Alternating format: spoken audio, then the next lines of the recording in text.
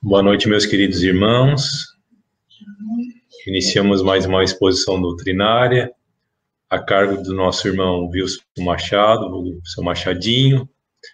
Então, peço a todos que, nesse momento, entremos em conexão com o Pai, para aqueles que estão aqui, estão em casa assistindo nós. Fechamos nossos olhos, serenamos nossos corações. Então, para iniciar, oramos em pensamento a oração que o nosso Mestre Jesus nos ensinou. Pai nosso, que estais em toda parte, santificado, Pai, seja o vosso nome. Venha a nós o vosso reino. Seja feito, Pai, a vossa vontade, assim na terra como no universo. O pão nosso de cada dia nos dai hoje. Perdoe, Pai, as nossas ofensas, assim como nós perdoamos aqueles que nos têm ofendido. E não nos deixe, Pai, cair em tentações. Livra-nos de todo e qualquer tipo de mal, pois vós é o reino, o poder, a glória para todos sempre. Que assim seja. Palestra toda sua, seu Machadinho. Muito obrigado, meu irmão. Boa noite a todos que nos assistem neste momento. Rogamos a Deus, ao mentor espiritual desta casa, Centro Espírita Jesus de Caridade, como também os nossos anjos de guarda, que eles nos assistem, suprindo as nossas carências, as nossas deficiências, para que possamos entrar em sintonia com o mundo maior e de lá extrairmos o ensinamento de Deus trazido a nós por Jesus. Nós vamos buscar a nossa mensagem da noite no livro Fonte Viva, Psicografia de Francisco Cândido Xavier, pelo Espírito de Emmanuel, a lição de número 17, que o título é Cristo e Nós. E disse o Senhor em visão: Ananias, e ele respondeu: Eis-me aqui, Senhor. Esta passagem está registrada no Atos dos Apóstolos, capítulo 9, versículo 10. E Emmanuel comenta assim: Os homens esperam por Jesus e Jesus espera igualmente pelos homens. Ninguém acredite que o mundo se redima sem almas redimidas. O Mestre, para estender a sublimidade do seu programa salvador, pede braços humanos que o realizem e identifiquem. Começou seu apostolado buscando o concurso de Pedro e André, formando em seguida uma assembleia de 12 companheiros para atacar o serviço da regeneração planetária.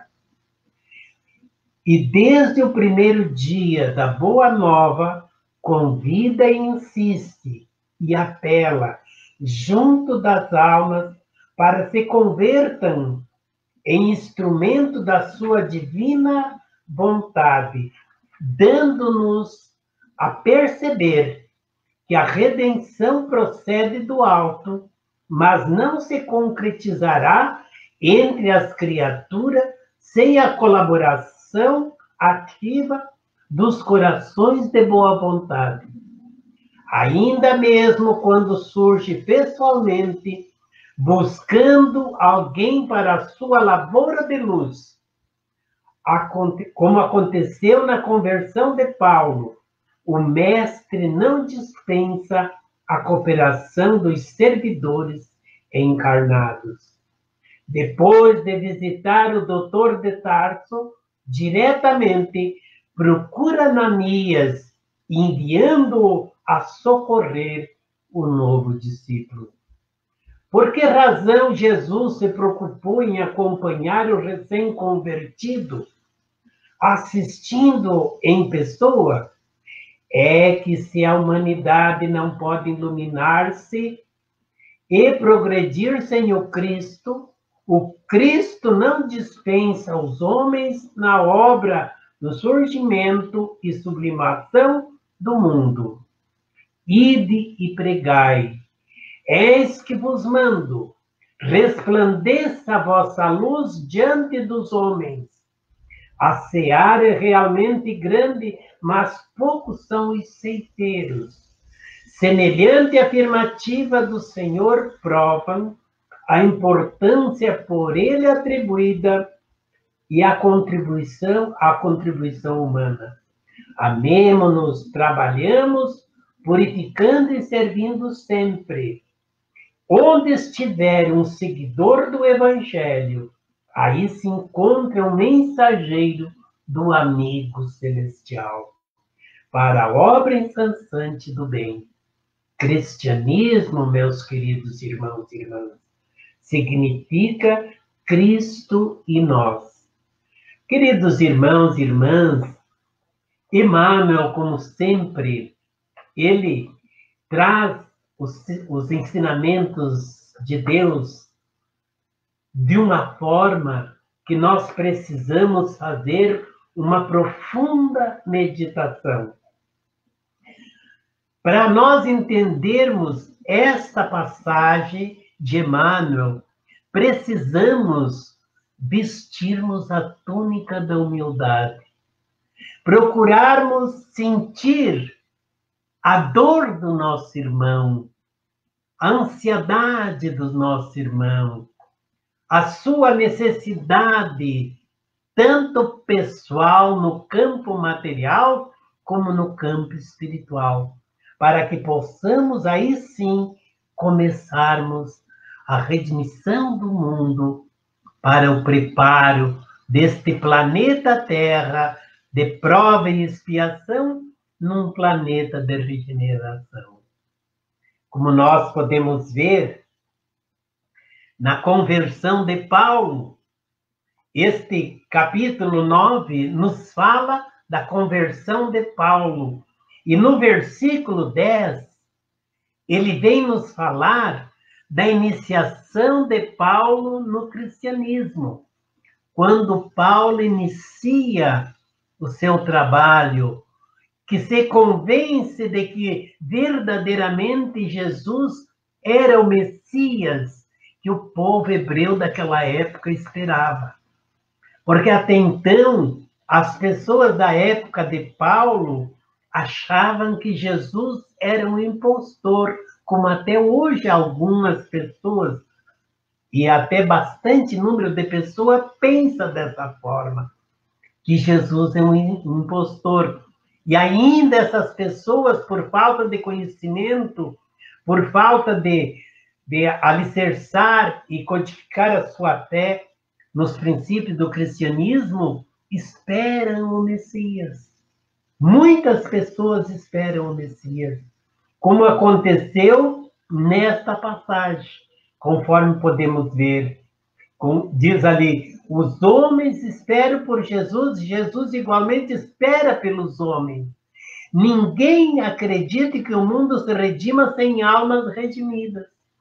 Primeiro nós temos que ver os nossos defeitos, nos conhecer, procurar adquirir o conhecimento e eliminar os nossos defeitos e buscar desenvolver em nós as virtudes, para depois, então, começarmos a trabalhar esse processo de redimissão junto dos nossos irmãos, iniciando na nossa família, iniciando na nossa comunidade, iniciando no nosso ciclo de amizade, no clube onde frequentamos, na sociedade, enfim. É ali que nós começamos a demonstrar como os cristãos que estão procurando a redimissão das suas faltas, dos seus erros, procede, como deveremos proceder junto dos nossos irmãos. Não quer dizer com isso que nos torne um fanático, uma pessoa que condena todas as coisas do mundo. Não. Nós temos que aprender a viver com as coisas do mundo sem deixar-nos escravizar por elas. As coisas do mundo não têm tanta importância para nós na vida espiritual, mas quanto vivemos aqui na Terra, temos que nos acostumar a elas, ambientarmos a elas, sem deixar nos contaminar pelas coisas do mundo. É isso que nós vimos na lição de Paulo, ou melhor, na lição de Emmanuel, nos trazendo o esclarecimento sobre a conversão de Saulo. E diz ainda, antes da sua conversão, diz lá no texto bíblico, Saulo ainda respirava ameaça de morte contra os discípulos de Jesus. Dirigindo-se ao sumo sacerdote, pediu uma carta para a sinagoga de Damasco, de maneira que, caso encontrasse ali homens e mulheres que pertencessem à casa do caminho, pudesse levá-los presos para Jerusalém. Veja, meus irmãos, Paulo era fiel à sua crença. Ele fazia de tudo para combater aqueles nossos irmãos e os apóstolos e discípulos de Jesus da época, porque ele não entendia. Ele pensava que Jesus, de fato, era um impostor. Porém, em sua viagem para Damasco, conta-nos a história que, ao aproximar-se da cidade, de repente brilhou uma luz em sua volta. E ele caiu por terra, caiu do cavalo, porque na época andavam a cavalo. Era a condução da época. Saulo caiu do cavalo e ficou totalmente cego. Mas ele ouvia uma voz que dizia, Saulo, Saulo, por que me persegues? E ele, naquele momento de cegueira, voltou-se, tentando olhar para o alto e perguntar, quem és tu, Senhor? Perguntou Saulo. E Jesus respondeu, eu sou Jesus a quem tu persegues. Levantando-se, ou melhor, Jesus falou, levanta-te e segue, entra na cidade, que alguém irá ao teu encontro e te dirá o que você terá que fazer. Saulo tentou levantar e não conseguia, porque não via nada em sua volta. E os seus guardas, os homens que lhe acompanhavam, ficaram aturdidos, porque eles escutavam a voz de Jesus, mas não viam nada em sua volta. E não percebiam que Saulo tinha perdido a visão. Mas então, tomando Saulo pela mão, colocaram no cavalo e rumaram para a cidade de Damasco, indo se hospedar na casa de Judas, que não é Iscariote. Ali ele permaneceu aguardando, vendo aflito, ansioso, sem saber o que fazer. E diz-nos Emmanuel, o mestre, para estender a sublimidade do seu programa salvador, pede braços humanos que o realize e identifique, como estamos vendo nessa passagem. Na cidade de Damasco havia um discípulo chamado Ananias. O Senhor o chamou numa visão, Ananias, Ananias, e ele respondeu, eis-me aqui, Senhor. O Senhor lhe disse, vá à casa de Judas, na rua chamada à direita, e pergunte pelo homem de Tarso chamado Saulo. Ele, restaurando numa visão, viu um homem chamado Ananias chegar e lhe impor-lhe as mãos sobre as frontes para que ele voltasse a ver. Respondeu Ananias, mas, Senhor, tenho ouvido muitas coisas a respeito desse homem e de todo o mal que ele tem feito aos teus discípulos em Jerusalém. Ele chegou aqui com autorização do chefe do sacerdote para prender todos os que invocam o teu nome. Mas o Senhor disse, vá, Ananias, este homem é meu instrumento, escolhido para levar o meu nome perante os gentios e seus reis. Perante o povo de Israel, mostrarei a ele quanto ele deve sofrer pelo meu nome. Então Ananias tomou-se de coragem e foi à casa citada por Jesus. Encontrou Saulo orando conforme Jesus tinha relatado. Pôs as mãos sobre as frontes de Saulo e Saulo começou a sentir que uma escama caía dos seus olhos. E ele disse: irmão Saulo, Jesus que lhe apareceu na cidade, no caminho da cidade de Damasco, quando você vinha para cá, me enviou para que eu viesse até você, restabelecer a tua visão e te trazer também a iniciação do Espírito de Deus, o Espírito Santo.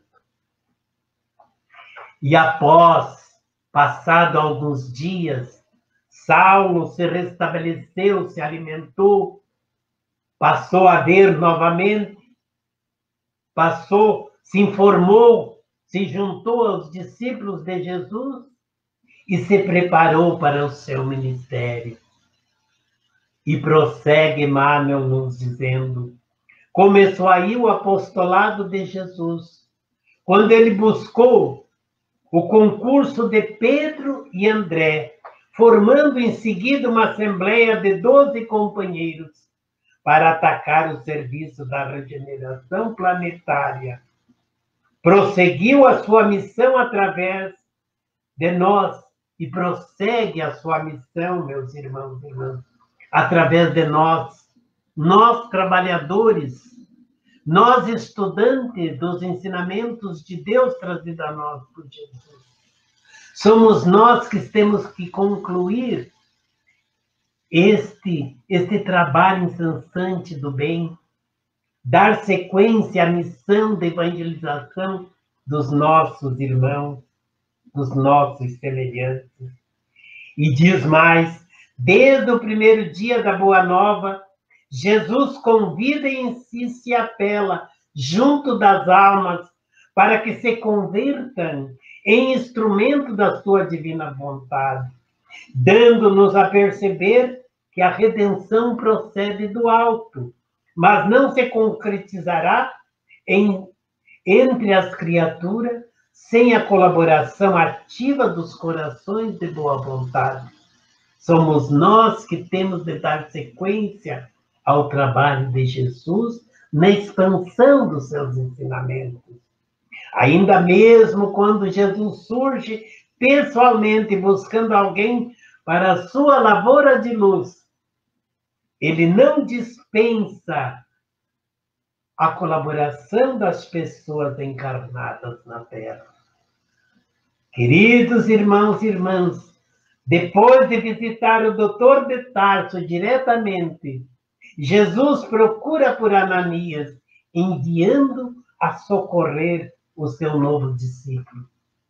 Veja, meus irmãos, como em todos os tempos Jesus conta conosco, com cada um de nós, na sua posição em que você se encontra, seja de pai, seja de mãe, seja de trabalhador, ou seja, na própria vida profissional, onde estamos inseridos, ali estamos nós a serviço da redenção do Mestre Jesus, através do nosso comportamento, através dos nossos atos, das nossas ações, da forma de nós agirmos, dentro e fora do contexto profissional, dentro e fora do contexto religioso. Vivemos o cristianismo em todos os momentos da nossa vida. Estes fatos aqui que nós acabamos de narrar, referente à conversão de Saulo, nos dá duas demonstrações de dois fatos mediúnicos. Primeiramente, a manifestação dos espíritos na nossa vida. Segundo ponto é que nós podemos nos comunicar do mundo material com o mundo espiritual, conforme nós temos várias e várias obras que nos relatam a vida após a morte do corpo físico. Mas prossegue Emmanuel dizendo: por que razão Jesus preocupou-se em acompanhar o recém-convertido, assistindo em pessoa? E aí responde: é que a humanidade não pode iluminar-se e progredir-se sem o Cristo.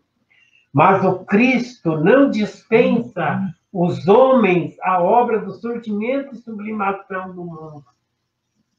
A sublimação do mundo tem que começar pela sublimação dos nossos atos, das nossas ações, da nossa convivência entre nós, pessoas. Não importa de que religião, de que crença, a forma de agir das outras pessoas.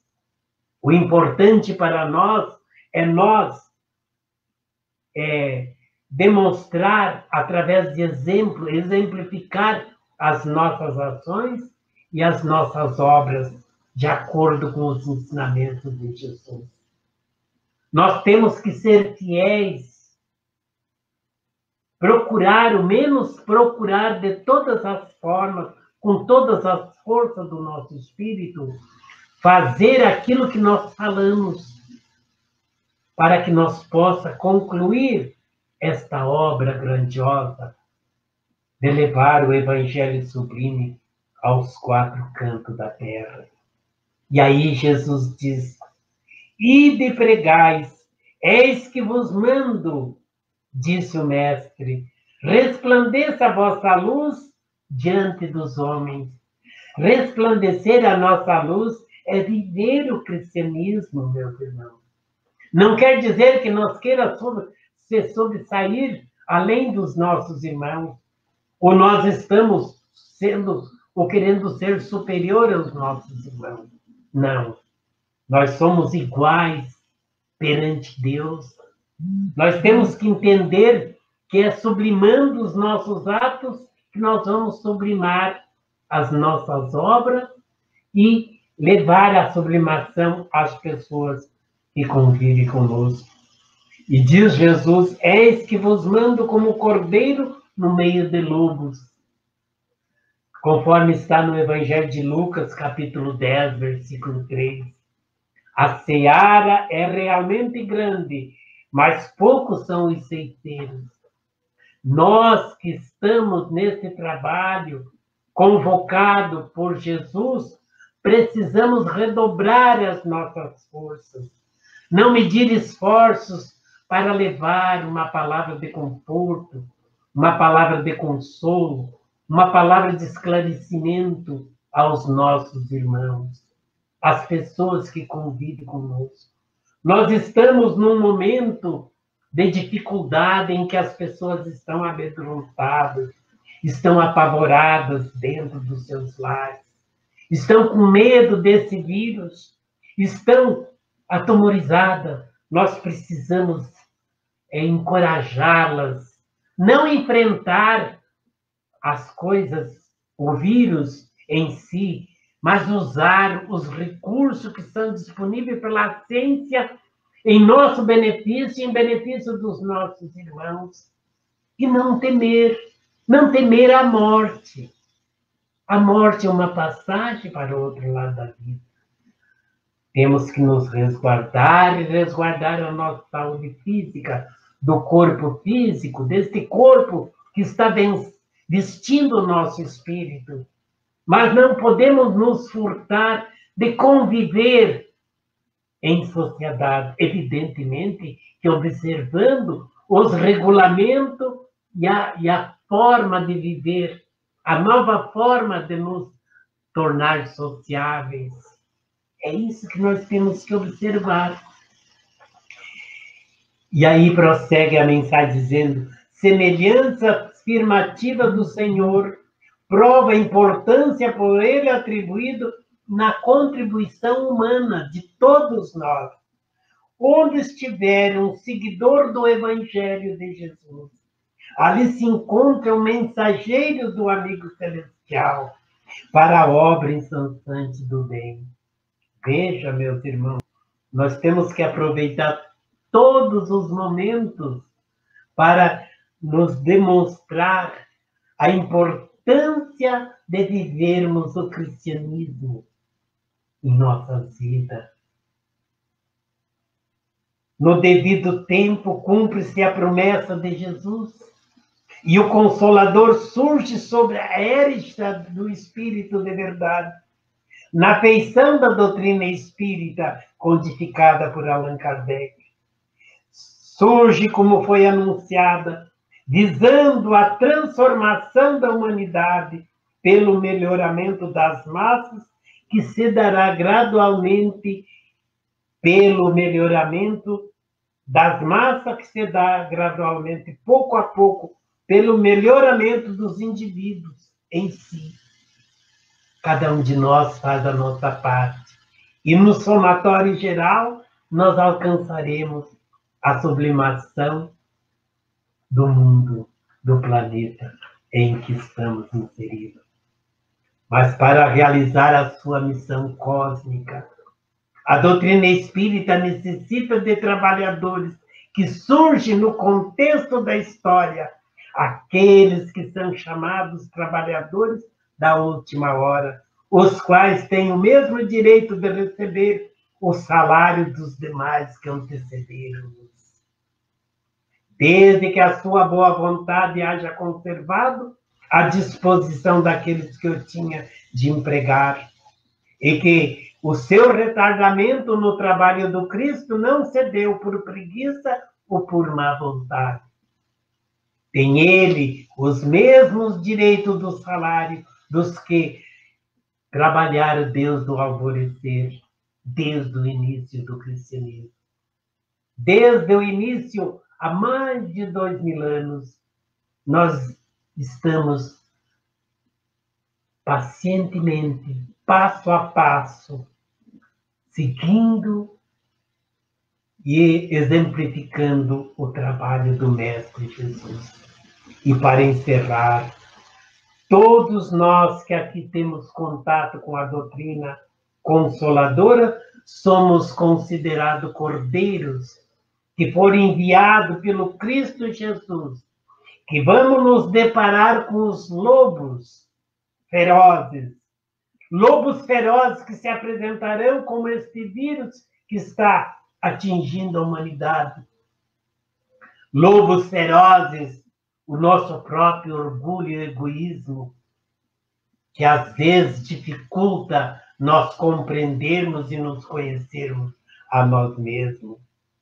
Viver os ensinamentos de Deus trazidos a nós por Jesus é viver o cristianismo. E o cristianismo, meus queridos irmãos e irmãs, é Cristo e nós. Muita paz, muita luz. Que assim seja. Que assim seja. Nós que agradecemos a sua explanação das palavras, tocante das palavras em nosso coração. Neste momento, em conectado com o Pai, em agradecimento ao Pai, tudo isso, toda a nossa vida, para o nosso dia a dia. Oramos em pensamento a oração que o nosso Mestre Jesus nos ensinou. Pai nosso, que estais em toda parte, santificado, Pai, seja o vosso nome. Venha a nós o vosso reino. Seja feito, Pai, a vossa vontade, assim na terra como em todo o universo. O pão nosso de cada dia nos dai hoje. Perdoe, Pai, as nossas ofensas, assim como nós perdoamos aqueles que nos têm ofendido. E não nos deixe, Pai, cair em tentações. Livra-nos de todo o mal, aquele mal que não nos faz bem. Pois vós é o reino, o poder, a glória para todos sempre. Que assim seja. Agradecemos a todos, aqueles que estão presentes, aqueles que estão em casa. Uma ótima semana a todos, uma boa noite. Fique com Deus.